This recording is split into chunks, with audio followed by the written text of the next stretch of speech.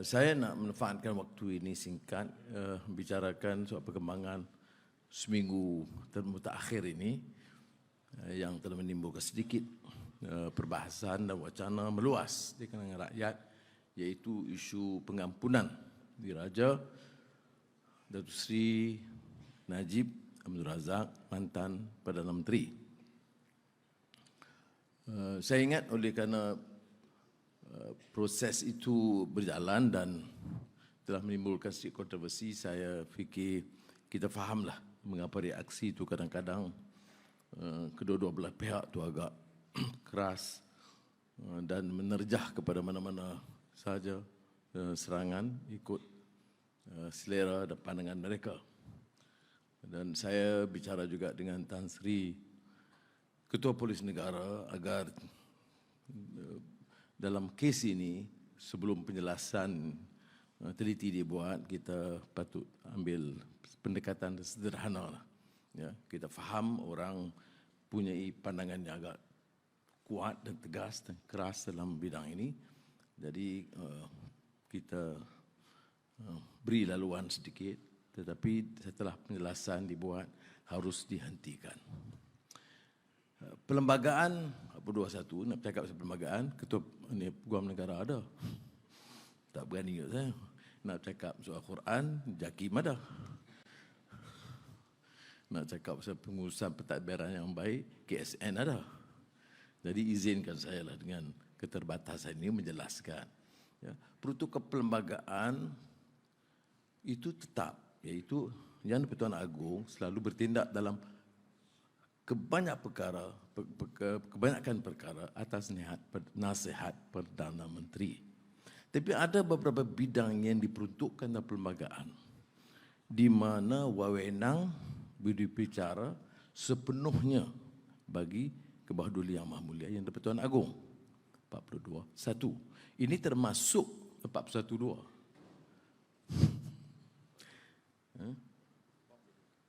42.1. Saya test KSN ya. Sebab okey, 42.1 ya, minta maaf. Itu Yang di-Pertuan Agong harus memutuskan kalau untuk wilayah persekutuan dalam mesyuarat lembaga pengampunan. Kemudian Yang di-Pertuan Agong memutuskan dan keputusannya itu muktamad. Pertimbangan yang besarnya bukan undang-undang. Undang-undang itu proses Badan Kehakiman sehingga Mahkamah Persekutuan.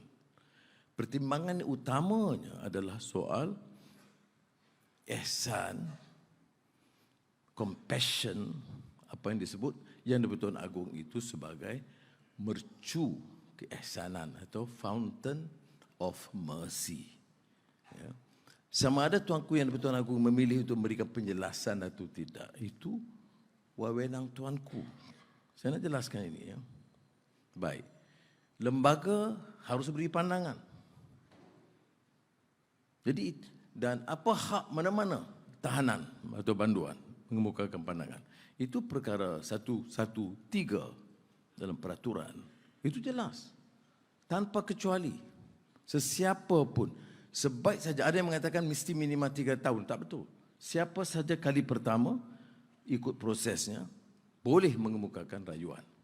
Dan dalam kes ini, bila rayuan dikemukakan, benar. Perdana Menteri memastikan bahawa rayuan itu didengar.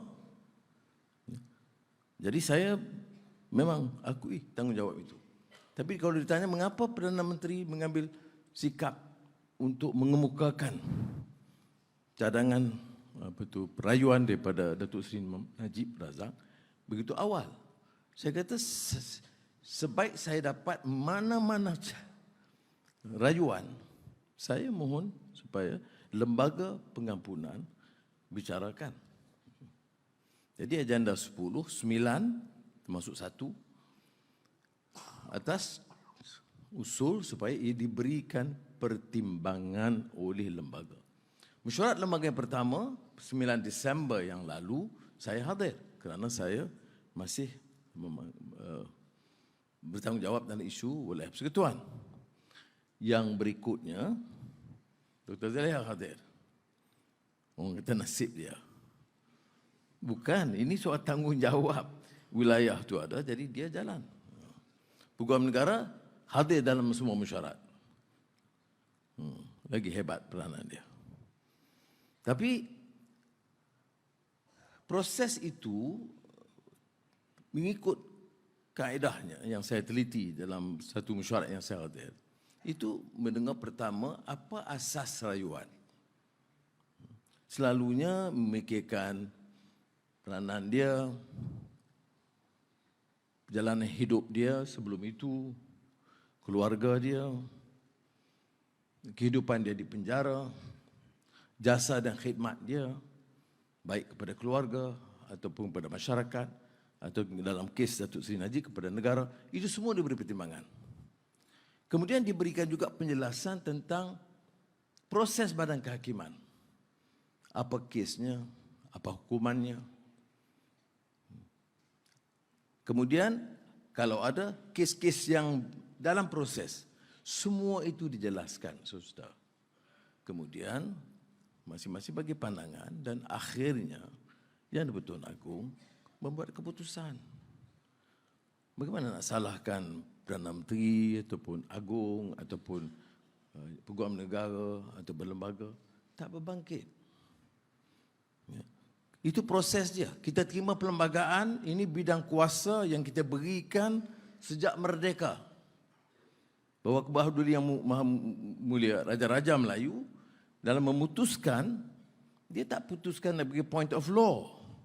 Dia tak putuskan dalam perjalanan mahkamah. Dia mungkin atau mungkin tidak. Sebab itu dia sebut mercy.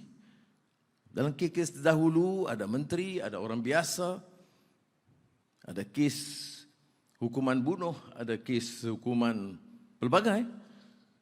Tetapi diberi peringkat-peringkat pengampunannya.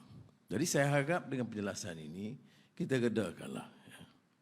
Kerana kita telah terima peruntukan perlembagaan.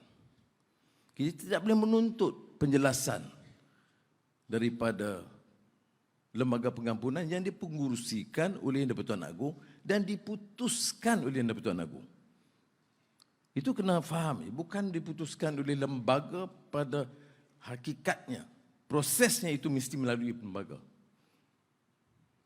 Jadi kalau yang nak tanya, sila buat memorandum kepada Yang di-Pertuan Agong. Yang dahululah, sekarang ni dah bertukar. Ini 29 hari bulan Januari. Baik. Tapi isu yang dibangkitkan kadang-kadang ini kononnya sebab kita longgar terhadap pemaksaan rasuah. Tidak benar. Proses badan kehakiman diteruskan. Dan tidak ada ugutan. Datuk Seri Zahid, Presiden UMNO ada di sini. Dia tidak pernah bagi kata dua pada saya. Tetapi ada hak dia ataupun partinya memohon supaya Perdana Menteri dan Lembaga Pengampunan memberi pertimbangan dengan alasan-alasan mereka. Saya tidak mau nafikan. Sama ada saya suka atau tidak suka, rakan politik atau musuh politik, prinsip keadilan ini dan prosesnya harus kita hormati. Tidak mudah dibicarakan, mudah dibicarakan tapi tidak mudah untuk diamalkan. Tapi ini prinsip dia, mau jadi ketua, ini peranan dia.